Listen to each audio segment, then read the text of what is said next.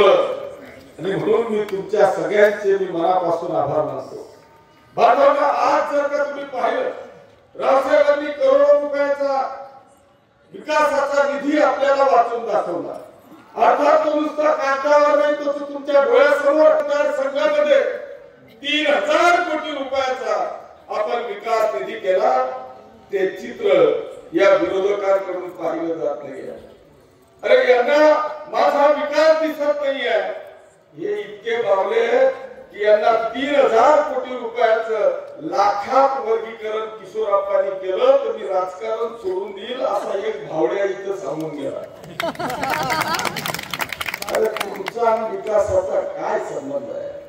मी सांगितलं, या महाराष्ट्रातली प्रमुख मुख्य प्रवक्त्या आदरणीय ज्योतिताई वाघमारेंचं 5 मिनिटात या ठिकाणी आगमन होत आहे।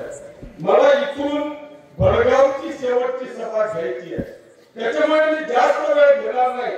परंतु बांधवांनो, या महाराष्ट्राच्या लाडक्या मुख्यमंत्र्यांच्या आधी मी फक्त एक पिक्चर पाहिलेला होता, तो म्हणजे नायक नावाचा।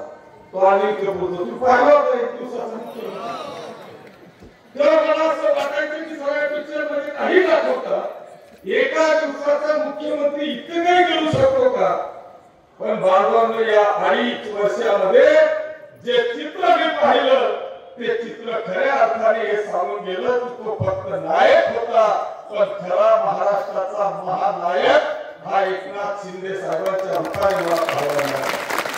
या 2.5 वर्षाच्या इतिहासामध्ये मागचा 50 वर्षाचा इतिहास आपण तपासा आणि या 2.5 वर्षाचा इतिहास तुम्ही बघा।